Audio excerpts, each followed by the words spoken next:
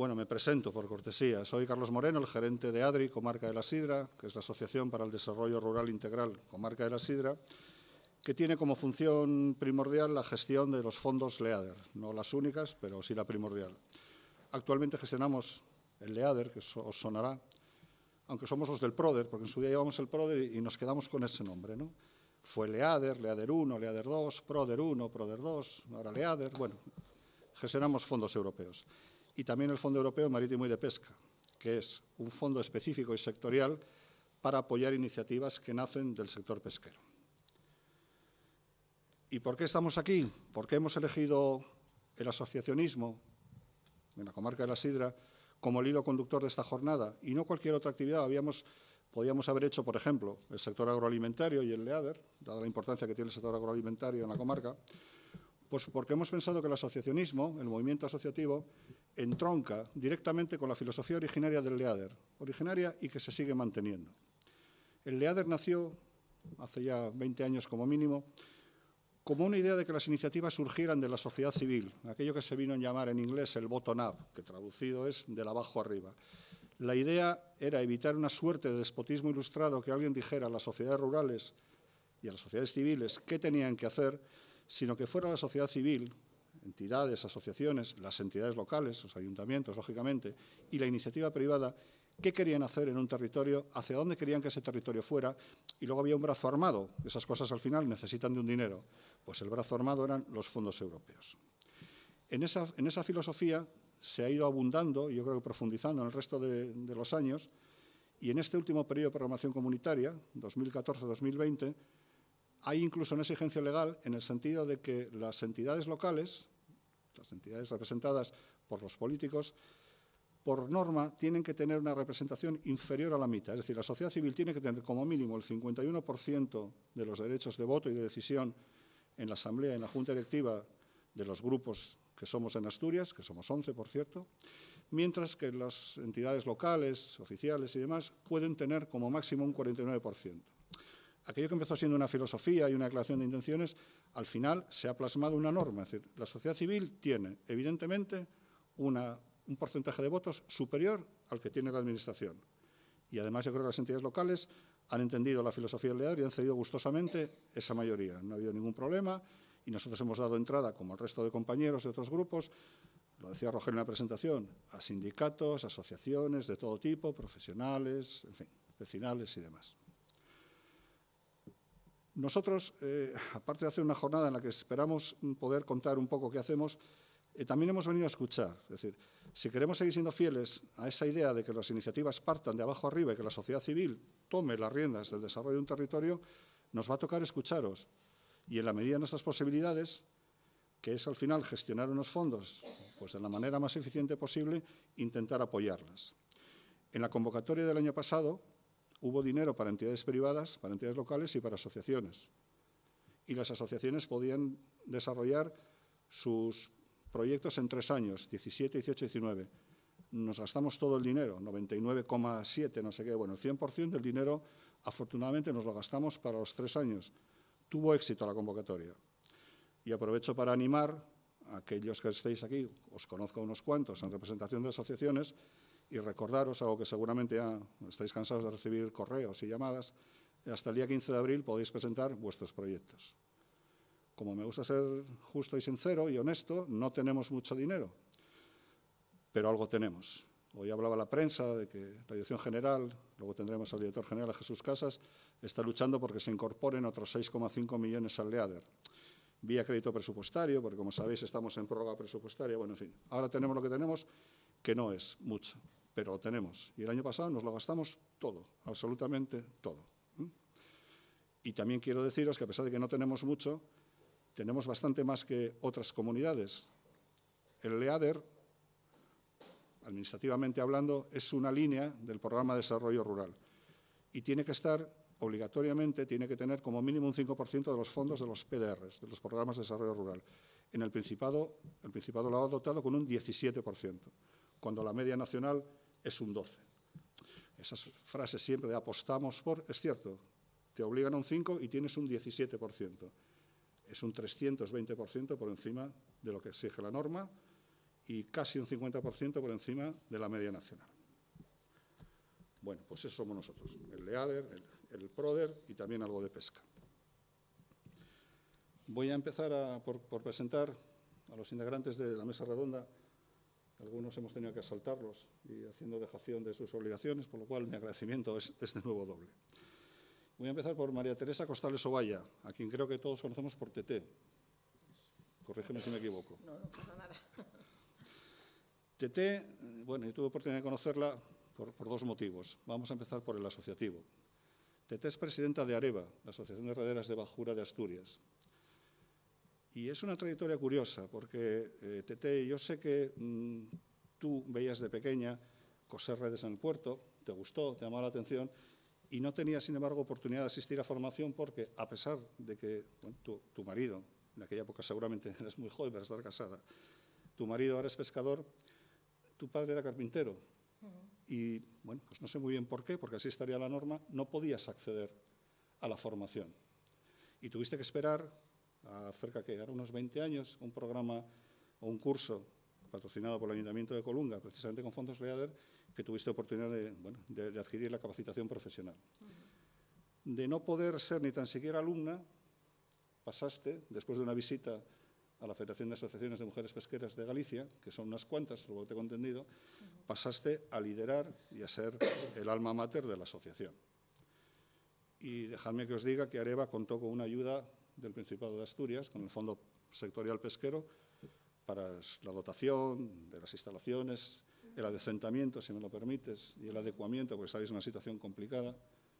El Ayuntamiento se volcó costas, nosotros, como decía, somos el brazo armado, pues teníamos dinero, pues bueno, pues para eso. Y aunque no sea objeto de esta jornada, déjame decirlo, porque ya sabes que yo soy un profundo admirador tuyo, hace que un par de años Bruselas preguntó a todos los grupos de Europa por proyectos... Un poco más, ya era 4 casi. ¿Tanto? Joder. Sí, Bueno, no demasiado a pesar de todo. Preguntó por proyectos que podían tener algún efecto demostrativo, emblemático y demás. Y nosotros presentamos el DTT, pero no como presidenta de AREVA o como AREVA Asociación, sino ella desempeña una actividad de carácter privado, que también fue subvencionada con fondos europeos, y presentamos su candidatura. Y resultaste seleccionada. Y fue a Bruselas, al amparo de Farnet, bueno, la Red Europea de Fondos de Pesca y demás, y allí tuviste oportunidad de exponer tu proyecto en unión de, pues, no sé cuántos países. Éramos 42 proyectos. 42 proyectos de toda Europa, y ser uno de 42 es muy complicado. Presentamos la candidatura y tuvimos suerte y se aceptó. Después nos contarás más cosas. Fernando. Fernando es el presidente de Alcuentros, que es la Federación de Artesanos de Colunga. Perdón, se me olvidaba, no está bien volver para atrás. AREVA fue creada en 2011, sí, ¿no? Y Alcuentros fue creada hace poco, en 2015, ahora unos tres años ahora mismo, ¿no?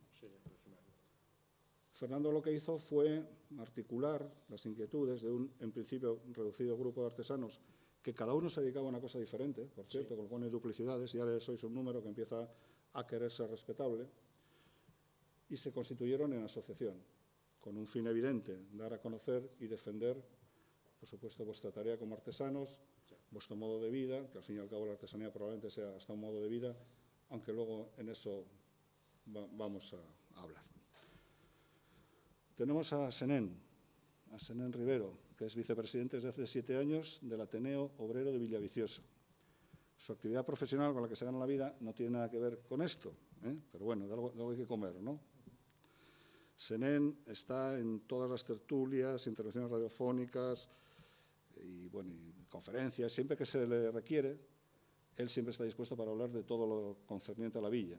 Él tiene una pequeña editorial, La Oliva, que ha publicado 11 libros sobre los usos, costumbres e historias de la villa. 11 libros, una pequeña editorial de ámbito local, por cierto. Bueno, no lo sé, pero seguro que no es nada fácil, No solo es vicepresidente desde hace 7 años del Ateneo, además de ganarse la vida, evidentemente, con su actividad profesional, sino que es representante, en el creado por el Ayuntamiento, Consejo de Participación Ciudadana, es representante de las 52 asociaciones culturales de Villaviciosa. Bueno, otro trabajo. Además de vicepresidir una entidad como el Ateneo con 900 socios. Se dice pronto. Ismael Fernández García, aunque él insiste en que es Fernández Ramírez. Pero bueno, hemos decidido rebautizarle y no se nos enfade. Ismael es cofrade secretario de la Asociación de Amigos de les Faves del Principado de Asturias. Cofradía. De Amigos de les Faves del Principado de Asturias. Fue creada en 2013, hace unos 5 años. Evidentemente, como su propio nombre indica, pues tienen una vocación de defensa y promoción de la fava asturiana y, si se me permite, y corrígeme si me equivoco, Ismael, especialmente de la que pueda darse en la comarca de la Sidra. Pero ellos, gracias, y forman parte de una federación de cofradías gastronómicas también. Pero ellos no se quedan solo en el aspecto lúdico, sino que además tienen un proyecto del que, bueno, pues yo como gerente tengo conocimiento, ya lo hemos hablado y seguimos revolviendo, de hacer un aula sobre el cultivo de la fava y además una plantación piloto, bueno, pues para jóvenes que aprendan sobre el cultivo, recolección y demás de la fava asturiana, que ese es el proyecto que os decía que tenemos un poco en mente. Bueno, que tenéis en mente y que nosotros, si se dan las condiciones, pues estaremos encantados de apoyar, evidentemente. Esperamos que culmine. Gracias al PRODER, gracias al Ayuntamiento de Villaviciosa y gracias a la cofradía. Bien, después de esta presentación, seguramente breve y espero que no inexacta, vamos a dar paso a intervención de los integrantes de la mesa. Tete, yo he contado cómo pasaste de no poder asistir a un curso a crear, fundar, bueno, y ser el alma mater de Areva. Voy a permitir que ponga el micrófono. ¿Ha sido muy difícil poner en marcha Areva? Sí, en mi caso fue muy difícil porque rederas somos muy pocas y por motivos geográficos también. Es una asociación a nivel de Asturias, pero hay que tener en cuenta las distancias que tenemos de unos puertos a otros. Entonces fue bastante complicado. Estuve como 3 años para conseguir hacer esta asociación. Yo empecé, como decías, me invitaron a un congreso en Galicia, donde hay una federación de asociaciones, que bueno, allí lo tienen mucho más fácil porque son muchísimas rederas, entonces lo tienen mucho más fácil. Pero yo en aquel congreso vi que era muy positivo el estar asociados, que tenían muchos proyectos y muchas cosas que en Asturias era imposible de hacer si no teníamos una asociación, porque bueno, pues una por cada lado, no, así nunca consigues nada. Y desde ese momento ya tuve ese gusanillo de intentar hacerla. Intenté hablando con cofradías, a ver si desde las cofradías me daban un censo de las rederas que éramos en Asturias y, bueno, como no pertenecemos las rederas a las cofradías, no lo conseguí. Intenté en el Instituto Social de la Marina y tampoco te dan un censo. Somos de un régimen especial del mar, en el que están también las mariscadoras y no se distingue mariscadora de redera, entonces tampoco conseguí un censo. Y luego ya por último, con esta inquietud, fui a la Dirección de Pesca y desde la Dirección de Pesca empezaron a convocarnos en Gijón, mandaron a todas las cofradías, empezaron a convocarnos y nuestras primeras reuniones fueron allí en la Casa del Mar en Gijón y bueno, a raíz de ahí empezábamos a enlazar un poco. Tuvimos la ayuda también desde la Igualdad de la Comarca de la Sidra, que fueron los que nos ayudaron mucho a hacer la asociación, a hacer los estatutos, a dar todos los pasos de papeleo que teníamos alrededor. Y bueno, pues esto duró como 3 años más o menos. Y desde entonces sí lo conseguimos, seguimos siendo pocas. Y claro, parte de ellas están en Luarca, otras estamos en Lastres y no podemos realizar todos los proyectos que se me ocurren pues precisamente por la distancia que tenemos, pero sí que ya vamos haciendo alguna cosa. Hicimos algún viaje a otras autonomías pues para ver un poco qué podemos enseñar y qué podemos aprender de otros sitios. Y conseguimos, que estamos ahora mismo, bueno, ahora ya tenemos, solo nos falta que nos llegue el certificado, conseguimos que en Asturias éramos la única autonomía del Cantábrico que las rederas no teníamos una certificación de profesionalidad y solicitándolo en la Escuela Náutica, pero solicitándolo como una asociación, no como algo individual, pues también después de casi 2 años de estar detrás de ello, conseguimos tener esta cualificación, que hace nada que nos la dieron, hace muy poco tiempo. Y bueno, pues por eso, aunque sea difícil, yo animo a que todo el mundo que tenga una inquietud, que luche por ella, que se asocie, que de forma individual nunca se consigue nada. ¿Vais a ser más asociadas previsiblemente a raíz del curso? Espero que sí. Yo intenté hacer campaña durante este curso e intenté hacerles ver a algunas rederas más que estaban, bueno, pues que a lo mejor hasta por desconocimiento no estaban en la asociación, que viesen que si habíamos conseguido tener esa certificación, ese curso, fue porque existía Areva, si no, no lo hubiéramos conseguido. Y entonces, vamos, que igual que ese proyecto podemos seguir haciendo muchos más. Y bueno, ahí quedó un poco, bueno, 2 por lo menos ya se incorporaron. Espero que sean alguna más porque esa certificación la tuvimos 24 rederas, 22 rederas y 2 rederos, o 3, no, 2 me parece. Entonces espero que siga aumentando un poco más. De todas las formas... ¿Y los hombres animan? Bueno, no, de momento las rederas no nos planteamos que haya rederos. De momento. En Galicia tienen exclusiva, no, las rederas, asociaciones allí no quieren a los rederos. Incluso había una sola asociación de rederos y el resto eran todo asociaciones de rederas, pues igual hay 40 asociaciones de rederas en Galicia, vamos, es otra historia. Históricamente me imagino que habrá sido una actividad femenina, supongo, ¿no? Claro, sí. ¿O no? Sí, un poco más eso y... Bueno, no sé. Bueno, yo también tengo alguna imagen de hombres cosiendo redes. Sí. No sé si era ocasional o testimonial. No, sí. Hay más rederos en Asturias que en otras autonomías, hombres. Pero, de todas formas, la mayoría de los rederos que son hombres son de barcos de arrastre, que tienen una situación diferente a la de las rederas. Las rederas somos autónomas y los rederos normalmente de arrastre son empleados del barco para el que trabajan. Entonces, tienen una situación diferente. Si tienes una situación diferente, tienes que defender cosas diferentes también, entonces tampoco viene mucho al caso el estar asociados juntos. Gracias, Tania. Luego seguiremos con más cosas. Muy bien. Fernando, presidente de la asociación más joven y más reciente de las que tenemos aquí. Fernando, yo conozco a vuestros asociados, sois todos de la comarca. Perdón.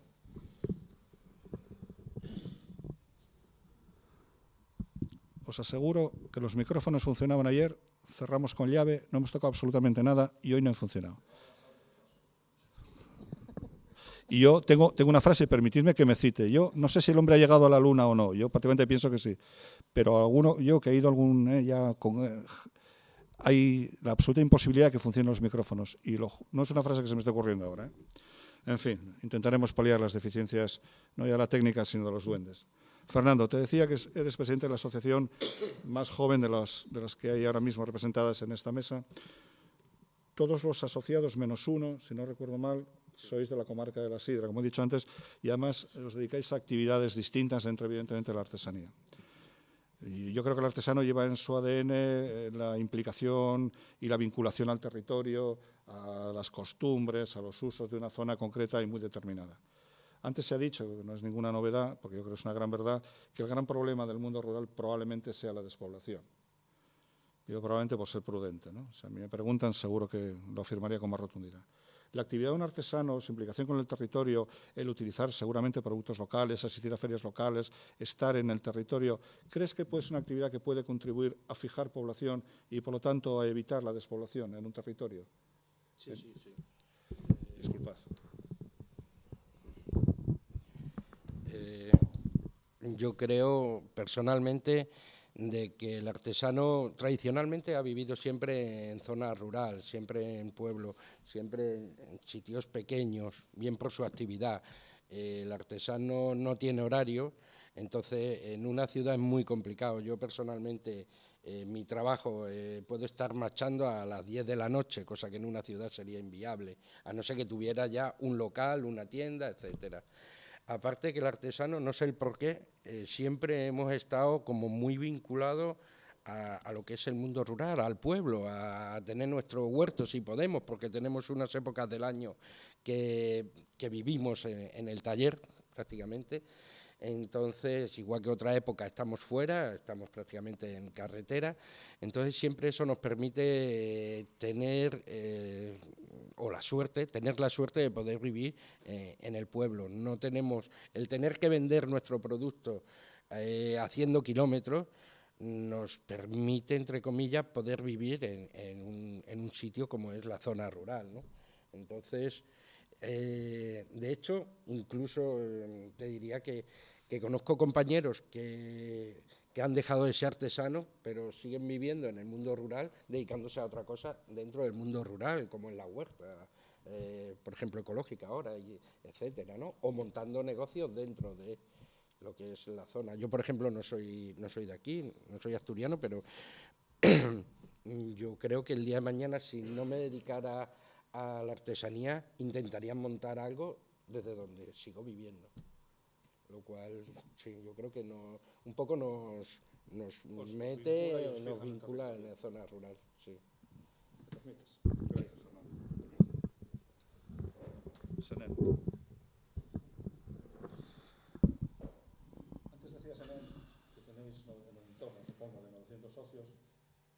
Se creó la Ateneo Obrero Villaviciosa en 1911. Evidentemente sois más que centenarios. Yo algo sé también, pero bueno, seguro que lo explicas 1000 veces mejor que yo. ¿Cómo y por qué nació en 1911 el Ateneo Obrero Villaviciosa? Y no sé si es muy pretencioso vincular o ser un adelantado de lo que fue luego la Institución Libre de Enseñanza, que ya sé que fue otra cosa, ya lo sé, lo sé. Pero al fin y al cabo, el Ateneo, tú vas a explicar por qué nació, pero también tiene una vocación, seguramente de dar formación a la clase obrera, seguro que había unas tasas de analfabetismo brutales. Lo explicas mejor. Sí, sí, el Ateneo nació en 1911 con un conjunto de obreros. En esa época había un déficit de educación importantísimo. Había también, se empezaba con un proletariado industrial que necesitaba pues formación, ¿no? Y un grupo de obreros que no tenían nada que ver con ningún sindicato, que es una cosa un poco rara para un Ateneo, porque la mayor parte de los Ateneos vienen de sindicatos, o sea, o vienen de la UGT, pero casi todos vienen de organización sindical. Este no. Este fue un grupo de obreros que decidió que había que hacer un sitio donde dar unas clases, donde dar charlas, donde formar a la clase obrera. Contactaron con la Universidad de Oviedo y con lo que se llamaba la extensión universitaria, donde estaba en la época más brillante de la Universidad de Oviedo, cuando estaba Fermín Canella, Aramburu, toda esta gente, que se dedicaron a ir por las distintas villas de Asturias para difundir la cultura y demás, dando charlas y formar a los obreros. Ahí fue cuando el germen de donde empezó todo. Bueno, he de decir que no somos, aunque somos centenarios, no somos la asociación más antigua de las vigentes en Villaviciosa, ¿eh? Tenemos una que este año cumple 350 años, o sea que es la Cofradía de Jesús Nazareno, 350 años. Y somos continuadores, en el fondo, de una protección social, como que eran los antiguos sociedades de socorros mutuos. De socorros mutuos, por ejemplo, la de Socorros Mutuos Artesanos de Villaviciosa es de 1878. La de Colunga, los Socorros Mutuos de Artesanos de Colunga, es de la época, un poco más tarde. Que, perdieron su sentido en el momento que empezó la Seguridad Social, pero hasta entonces duró casi 100 años. Murió por inanición, porque quedaron sin socios, murieron todos, pero el último dinero de ellos se lo quedó el Banco Santander porque tenían cuenta abierta y no había quien dárselo, entonces, para la cuenta de resultados. Un déficit evidente de la administración pública en Hombre, momento, por supuesto. La formación y la atención sanitaria. Por ceñirnos a... Sí, por ceñirnos a nuestro... Sí, vamos a ver, se empezó en el año 11 y alquilaron una casa y empezaron a hacer socios. Por un lado, socios de pago y otros socios protectores, que eran, digamos, empresas o gente que pagaba más, ¿no? Unos pagaban 1 peseta y otros 2. Eso es, una especie de patronato. El gran éxito del Ateneo en sus inicios fue que se vinculó con él la burguesía. Al no venir de un sindicato, no lo vio como un peligro y la burguesía apoyó mucho la creación del Ateneo. A pesar del nombre no asustaba. No asustaba, no asustó. Y, por ejemplo, desde el gaitero, Odulio Fernández fue uno de los impulsores. El marqués de Villaviciosa fue el que donó el terreno para hacer el edificio social, el famoso Pedro Pidal, el de Naranjo de Bulnes. Y entonces, bueno, se fue consolidando el proyecto, y en los primeros años, hasta el año 18, en el año 18 ya hicieron una colecta para conseguir dinero para hacer el edificio. El edificio que es el que tenemos, el actual. Los planos los regaló el máximo arquitecto de Asturias en aquel momento, el más prestigioso, Manuel del Busto. Colaboró todo el mundo. Desde América vino, desde Cuba sobre todo, la asociación de villaviciosinos en La Habana y demás, pues también colaboraron con dinero, y se consiguió que en el año 21 se inaugurase el edificio. Se ampliaron los cursos, lo que en principio era contabilidad, algo como de administración, un poco se empezó a ampliar con pintura, se empezaron a crear grupos dentro del propio Ateneo, uno de teatro, un orfeón, o sea, fue difundiéndose. Por intereses, ¿no? Exactamente, por intereses, pero sí. Pero que tuvo una incidencia muy grande, porque todo eso, juntado con, además de las conferencias, pues bueno, tuvo mucho éxito. Pasó a tener 200 socios, pasó a tener 300 socios, 400 socios, en un momento que no era fácil, o sea, porque había que pagar una peseta todos los meses, iban los hijos de todo el mundo ahí a aprender, ¿no? Bueno, tuvo sus problemas, como todo. Creó una biblioteca circulante, que no existía, claro, una biblioteca que llegó a tener 3.000 y pico libros en el año 30, y todo eso cuando estaban celebrando las bodas de los 25 años, de los 25 años de la creación, en 1936 sobrevino la Guerra Civil. Cuando sobrevino la Guerra Civil, bueno, pues en el ayuntamiento se formó una junta gestora, y esa junta gestora estaba dominada por la CNT y incautó el edificio del Ateneo. 18 meses después, cuando las brigadas navarras entraron en Villaviciosa, pues lo primero que hicieron fue, bueno, lo primero no, pero al poco lo que hicieron fue incautarse nuevamente el edificio por actividad marxista. O sea, tuvo 2 incautaciones.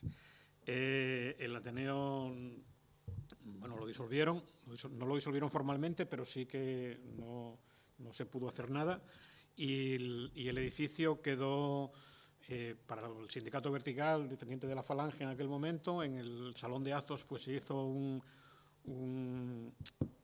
cine, el Cine Imperial, y en vez de clases, en la parte de abajo se hizo un bar, que como era el Ateneo Obrero no se podía llamar obrero, le llamaron el hogar del productor, era el nombre de los obreros en aquella época. Eso continuó así hasta la llegada de la democracia, y en el año 79, con los mismos estatutos originales, bueno, originales modificados a lo largo de la historia, y con antiguos socios que habían sido del Ateneo y otros muchos más nuevos, por supuesto, se refundó otra vez con el mismo nombre y los mismos fines.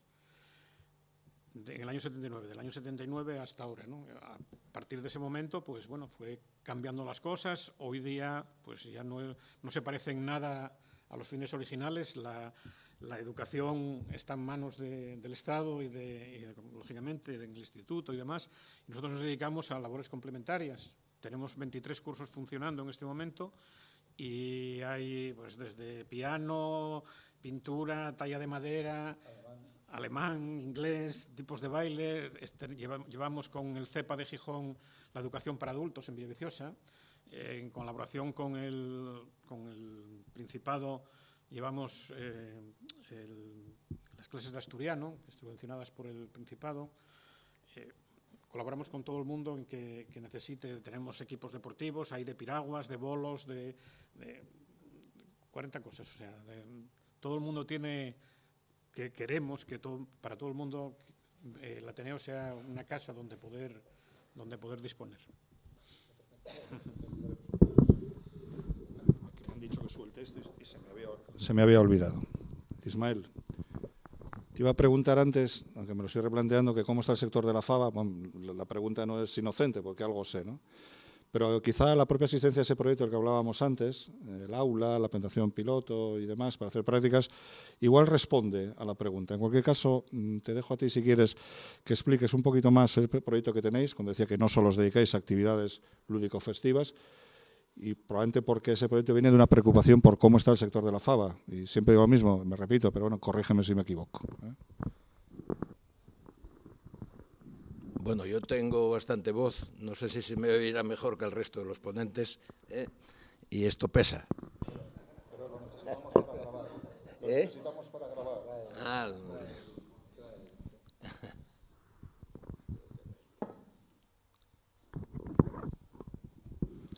bueno, preguntabas que cómo está el sector de la fava. Yo creo que el sector agrícola está igual todo, el de la fava y el de todo lo demás. Y en Asturias tenemos un gravísimo problema. Consumimos, yo creo que el 90% más que lo que producimos. Eso, empezando por ahí, yo creo que es el mayor problema que tenemos. El sector de la fava en Asturias está muy dividido en cuanto a la producción. Tenemos el Oriente, que hace mucho tiempo, hace 50 años, era un poco lo peor de Asturias, que es donde ahora mismo precisamente se producen las mayores cantidades de fava. El centro y el occidente, el centro y el oriente, bueno, aportan muy poco. No hay grandes productores y nos encontramos un poco, y hablando de la comarca de la Sidra, con lo que estamos viendo. Nosotros vamos a tener en Villaviciosa en breve unas jornadas gastronómicas, vamos a tener un campeonato del mundo de fava asturiana, pero lo que no tenemos son productores de faves. Creo que pasa lo mismo que en Colunga. Profesionalmente, las faves no existen en el centro y en el oriente. Lo que existe es una producción que llevan a cabo los jubilados, por llamarlo de alguna manera, que son los que van manteniendo un poco ese caldo que al final tendrá que terminar de acabarse. Y lo que nosotros pretendemos, precisamente con los proyectos que tenemos en mente, es extenderlos, porque nosotros nos llamamos la Cofradía de Amigos de las Faves del Principado de Asturias, no lo concentramos exclusivamente en ninguna zona ni nada. Simplemente lo que queremos es colaborar a que se impulse el tema del cultivo de la fava en toda Asturias y que se profesionalice adecuadamente, como está profesionalizado en el occidente. Como dato curioso, podemos deciros que en el occidente hay productores de 30.000, de 40.000 kilos de faves, de 7.000, de 12.000, que esto aquí no se da, en Colunga, ni en Villaviciosa, ni en Llanes, ni en ningún lado que se parezca.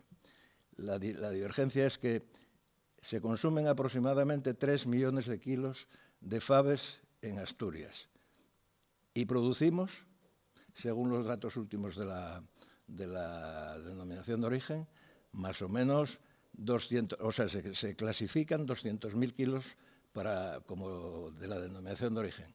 Y esos 200.000 kilos, inclusive los miembros de la denominación de origen, no llegan a etiquetarlos todos porque, bueno, evidentemente, más o menos lo que se etiqueta son 150.000 kilos. En este plan, bueno, poco podemos esperar y lo que podemos esperar son las toneladas y toneladas de faves que vienen de Colombia, de Argentina y de todo lo extranjero.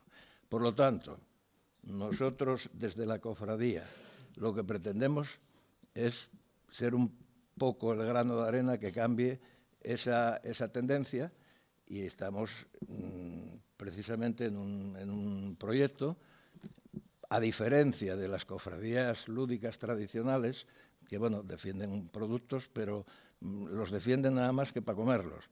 Nosotros no solo para comerlos, nosotros somos para impulsar intentar que se produzca esa falta que nosotros tenemos aquí, porque además tenemos los faves nuestros son los mejores del mundo, claro, eso no cabe duda. Entonces, el objetivo de la cofradía es un proyecto de una escuela de cultivo en Villaviciosa. O sea, todo esto contamos con el ayuntamiento, con la ayuda y con el ayuntamiento y con el líder, por supuesto. Una escuela de cultivo, que en Villaviciosa tenemos locales más que de sobra, porque en Villaviciosa sabéis que hay una escuela de agricultura que está inactiva y que, bueno, que es del Principado, de Serida concretamente, y después, por parte del ayuntamiento, una explotación, o sea, una explotación de faves, para cultivar faves, en terrenos municipales, o sea, y lo que queremos hacer es poner en marcha esa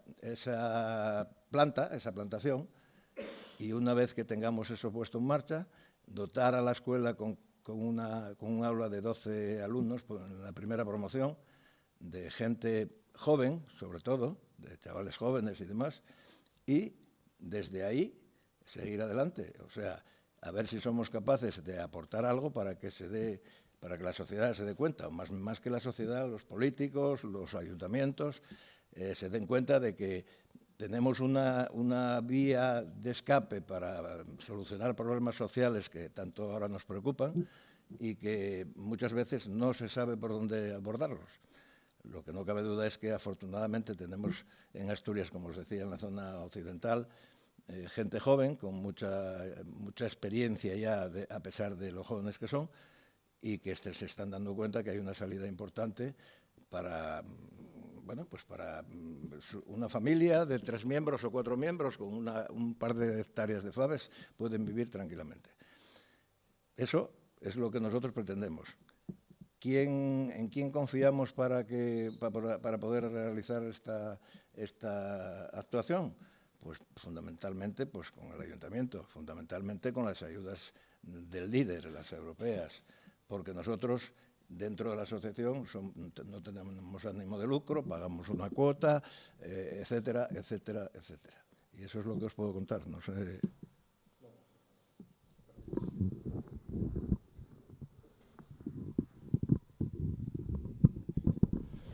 Tete, decíamos antes en la presentación de la mesa redonda y por qué estamos aquí, por qué el LEADER y el asociacionismo, que al final en un territorio tienen que establecerse sinergias entre la iniciativa privada, las entidades locales, las entidades y asociaciones de la sociedad civil y nosotros con el papel que se nos ha otorgado, que es el de gestionar unos fondos y encargarnos de toda la tramitación para que al final lleguen a los beneficiarios. Algo hemos dicho antes también, pero ¿podrías profundizar un poco en cómo han sido tus relaciones con la o las administraciones? Si has tenido apoyo suficiente, bastante, si se te ha ayudado, en una palabra, y no solo económicamente, ¿qué es el final del proceso? Digo, en la creación de Areva, evidentemente. Sí, bueno, sí, la verdad es que no hubiera sido posible crear Areva si no hubiera tenido ayuda. Está claro, porque lo intenté de forma sola en principio y no llegaba a ninguna parte, solo daba vueltas sin llegar a ninguna parte. Yo sí es verdad que en este caso me sentí muy apoyada por todos los sectores, empezando por pesca, ya digo, la gente de igualdad de la comarca, que bueno, nos ayudó muchísimo, hasta el día que hicimos la presentación oficial de la asociación. Y bueno, y la gestión luego ya de las ayudas económicas, pues también, o sea, partimos de que los papeles, en lugar de ir TT a la oficina, iba a la oficina TT para ya tener los papeles más o menos ya desarrollados y prácticamente para firmar. O sea que yo tuve ayuda de todas partes, es verdad que sí. Gracias, TT. Fernando, como decía antes, sois una asociación joven, lo cual se os curará con el tiempo, no os preocupéis, y tenéis un número de socios pues creciente. Dos cosas, Fernando. ¿Es difícil conseguir que os asociéis? ¿Es difícil a un artesano convencerle que forme parte de la asociación? Y aunque no tenga mucha que ver una pregunta con otra, si aprovecho y te hago las dos al mismo tiempo. ¿Se puede vivir de la artesanía hoy en día?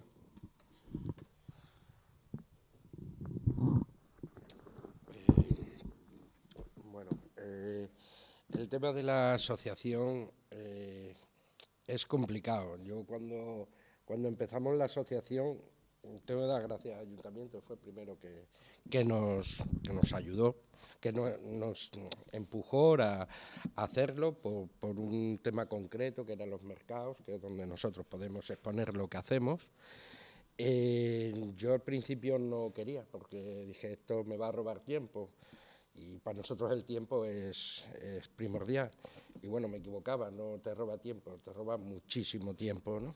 Entonces es uno de los problemas de la asociación, ¿no? Creo de todas, de que la asociación en el tiempo se desgasta porque la gente cansa, siempre estás pendiente, muchas veces tienes que dejar cosas de incluso mi trabajo o del trabajo que estés haciendo para la asociación si quieres que tire, ¿no? Entonces, bueno, pero sí es verdad que así es como puedes conseguir, y ese es uno de los motivos porque la gente asociarse no quiere, o gente que se quiera implicar, o sea, asociarte por asociarte está bien, pero gente que se quiera implicar es otra. Claro, ese es el problema de las asociaciones grandes, ¿no? Que al fin y al cabo siempre son las mismas personas que están ahí, y mientras aguanten bien, pero luego ya se diluye en el tiempo el tema principal, ¿no? De la asociación por eso, porque la gente que tira el carro cansa, que es lógico, ¿no? O tiene que cambiar. Entonces, bueno, pero yo creo personalmente, si no te asocias, estás cojo. O sea, hoy en día en una sociedad tan individualista, de que el tiempo es oro, que todo va corriendo, que todo va innovándose continuamente, y más un trabajo como la artesanía, que es un trabajo de paciencia, si no te asocias no encuentras hueco en ella, ¿no? En la sociedad. ¿Se puede vivir de la artesanía? Yo me considero privilegiado, vivo de ella.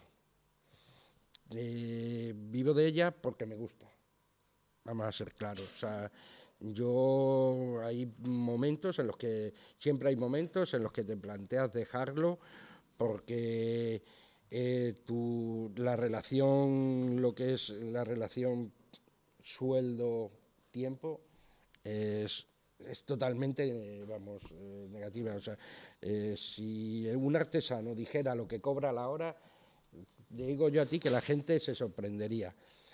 Es algo que te gusta y eso siempre es importante, y es algo, el dedicarte a lo que te gusta y el dedicarte y organizarte tú tu vida, yo creo que eso es importante. Pero es muy complicado y cada vez más la gente va dejándolo, porque siempre lo tiene que terminar complementando con otra cosa, y eso termina dejando de ser artesano, termina siendo algo para, bueno, no vivir de ello. En vez de complementar la artesanía con algo, ese algo es complementado con la artesanía. Exacto. Y pasa a ser una actividad secundaria. Exacto. En vez de la actividad principal, que era el origen, ¿no? Y termina muriendo.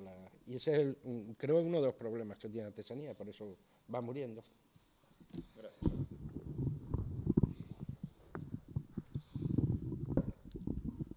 Senén, por intentar encontrar algún paralelismo entre el Ateneo Obrero de Villaviciosa y el Leader, que igual es hasta un poco complicado, pero ya verás.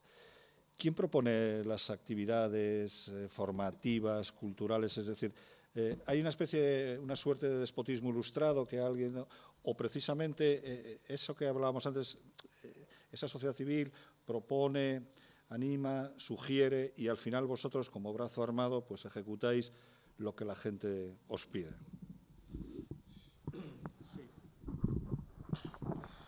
Sí, hay las dos cosas, pero bueno, fundamentalmente viene de abajo. Lo normal es que una persona, un profesor, alguien nos proponga una actividad, ¿no? La que sea.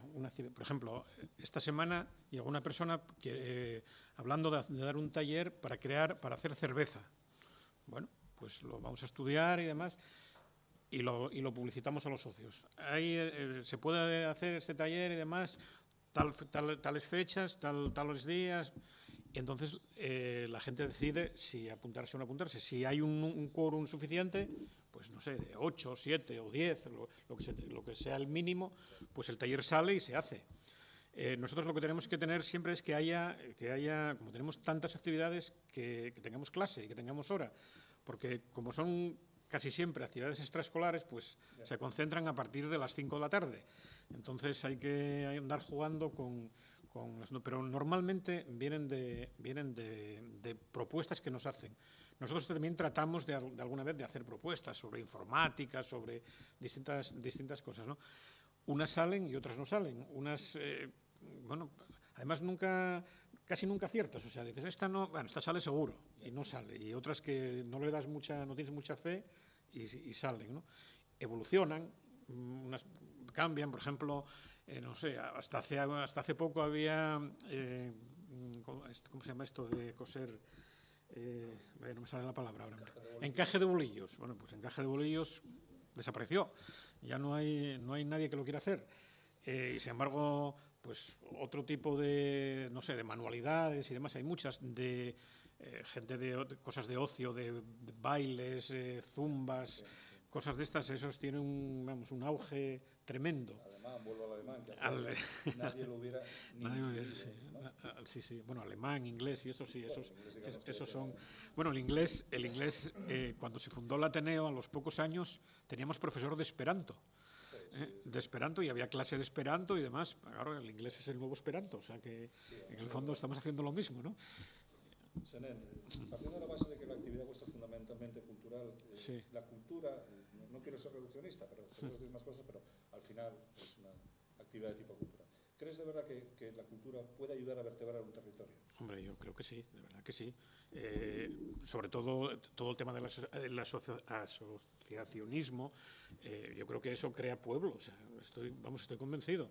Más en un sitio como el nuestro, que es el local social que tenemos está en el centro, y bueno, eso que haya un flujo de 400 personas como hay yendo a cursos todas las semanas, eso claro que crea pueblo y crea amistades y crea, no sé, convivencia.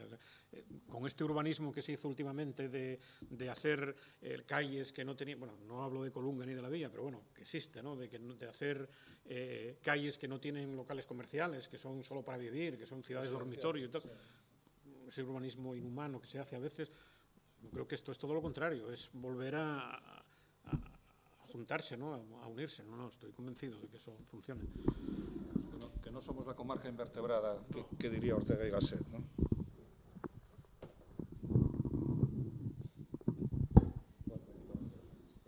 Ismael, dime. Igual nos hablabas un poco de este concurso de la mejor fabada del mundo. Bueno, nada, sí, claro. Bueno, que es único y que además nos están tratando de invitar y de esto. No, el concurso de la mejor fabada del mundo es una idea que viene desde hace 25 años. Este año celebramos los 25 años de les Jornades Gastronòmiques de les Faves en Villaviciosa, y que desde hace 7 años aparece esta idea nueva del concurso, porque lo que había era un concurso para amas de casa y restauración y demás, y a través de un especialista en organización de actos y demás cosas, pues se hizo un guión para organizar el concurso de la mejor fabada del mundo. Bueno, esto empezó siendo regional, donde participaban todos los hosteleros que quisieran participar. Se midió como un tema de profesionales y fue desarrollándose cada año. Este año estamos en el 7º. Aquí en Colunga tenemos un campeón del mundo, el restaurante Vista Alegre. El año pasado no, el anterior, ganó el concurso. Entonces, bueno, se fue desarrollando en esa... No, hombre, no os voy a contar el reglamento, pero poco a poco, desde el 4º, yo creo que fue, se extiende ya hasta fuera de Asturias y se empieza a hacer una semifinal en Madrid para que participasen todos los hosteleros de España en el concurso de la fabada. Lógicamente, el primer año que se hizo en Madrid hubo pocos participantes, 4 o 5, los clásicos restaurantes de Madrid que son asturianos, pero este año ya, en el 7º año, yo estuve en el jurado de Madrid, en la semifinal el día 15 de enero, ya hubo un montón de participantes de fuera y participaron en la final o en la semifinal de Madrid 14 restaurantes desde Barcelona, Águilas de Murcia, Toledo, en fin, de media España. Y se clasificaron para esa semifinal 14 fabadas, de esas 14 salieron 3 y esas 3 estarán en la final del día 6 de marzo, que se celebra en Villaviciosa. Serán, lo que no sé ahora mismo es si los 10 clasificados de Asturias más los 3 hacen 13 o son 7 clasificados de Asturias más los 3 de fuera. Llegaron inscripciones, yo creo que hubo participaciones hasta de México y de algunos sitios. Lo que sí es cierto, y tengo que decir y reconocer, es que la mayoría de los participantes tienen vínculos con Asturias, aunque sean de fuera de Asturias. O sea que, y los 3 que se clasificaron en Madrid, pues uno, el de Barcelona, era de un restaurante que cerró en Avilés que se llamaba Jamber.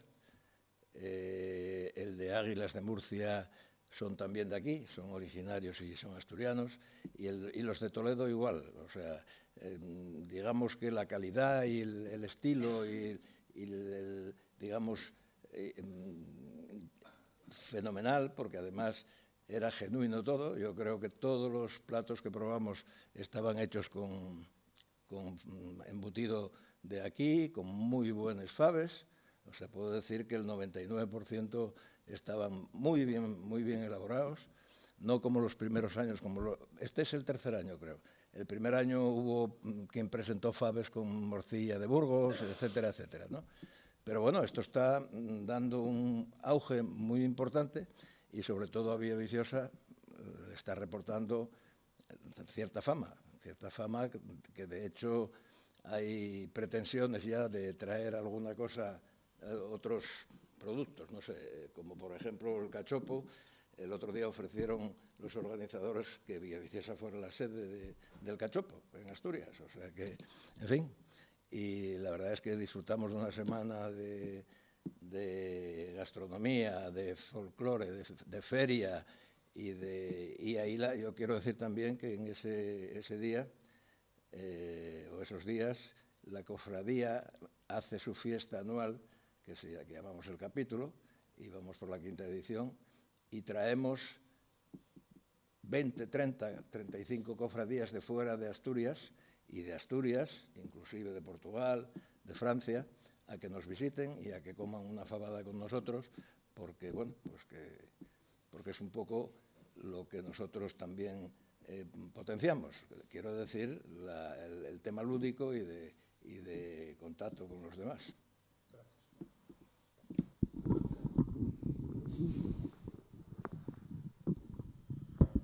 Me he comprometido a acabar a la 1. Es la 1:02. Además ha llegado Jesús Casas, el director general de Desarrollo Rural y Agroalimentación del Gobierno del Principado de Asturias, que tenía prevista su intervención a la 1 y procuraré ser lo menos descortés posible. Gracias, Jesús. Tampoco quiero terminar esta mesa de forma abrupta, evidentemente. Estoy seguro que nos concedes un breve turno de intervenciones, de alguna pregunta o alguna reflexión que se quiera plantear a los 4 integrantes de la mesa. Así que, por favor, si queréis intervenir, tenemos un ratito sin ningún problema.